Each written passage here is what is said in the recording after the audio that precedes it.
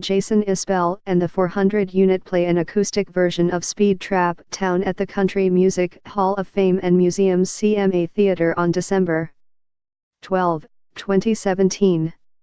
Artist in residence Jason Isbell performs with the 400 Unit on a second sold-out night at the Country Music Hall of Fame and Museum on December 12, 2017. Photo, Rick Diamond/Getty Images for Country Music Hall of Fame and Museum.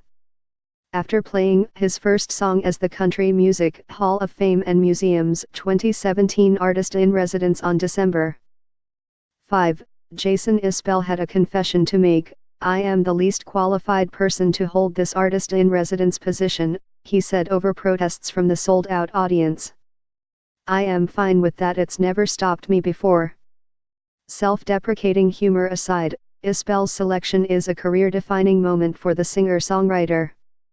At 38, he is the youngest artist in residence in museum history by more than a decade. He joins an exclusive group. Its members include Chris Christopherson, Cowboy Jack Clement, Guy Clark, Earl Scruggs and Connie Smith, whose contributions to American roots music are immeasurable and indelible. "I definitely didn't think that something like this would be available to somebody like me, because of my age, for one thing, and because the people who have come before me are so accomplished."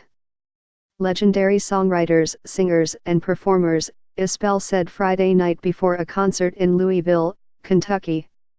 "I immediately began thinking, how can I do this right?" More, Jason Isbell channels anger and anxiety into Nashville sound. The first two concerts of Isbell's three-night, self-curate residency were a chance to watch another legend in the making. On December 5, he performed with his wife, singer-songwriter fiddler Amanda Shires, and last week he played an acoustic show with his rock band, the 400 Unit, who've garnered comparisons to Bruce Springsteen and the E Street Band, Emmylou Harris Hot Band and Tom Petty and the Heartbreakers. "It was," said Isbell, "the 400 Unit's first full-length acoustic concert.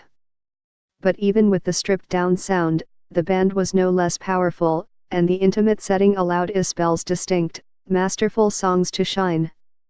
Having him play here at this moment is akin to having Bruce Springsteen play in 1975, museum CEO Kyle Young said in an email. Artist in residence Jason Isbell performs with the 400 Unit on a second sold-out night at the Country Music Hall of Fame and Museum on December 12, 2017.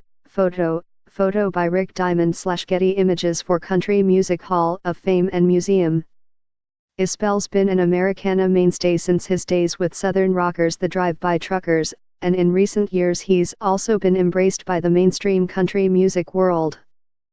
Handwritten song lyrics for his Grammy-winning song 24 Frames and one of his guitars are on display in the museum's American Currents, the Music of 2016 exhibit, and his latest album, The Nashville Sound, released in June on his Southeastern Records, was nominated for the Country Music Association's Album of the Year award. For Isbell, who grew up wanting to be Eddie Van Halen, then Randy Newman, his acceptance into the country music world was unexpected, but he's no less grateful.